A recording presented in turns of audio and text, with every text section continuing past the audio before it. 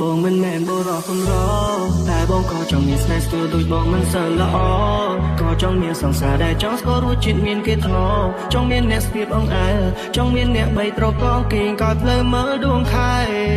ដឹងច្បាស់ណាស់ថាព្រះច័ន្ទរៀននៅសែនឆ្ងាយតែអាចទេសុំមានមេជួយបងពីកាយ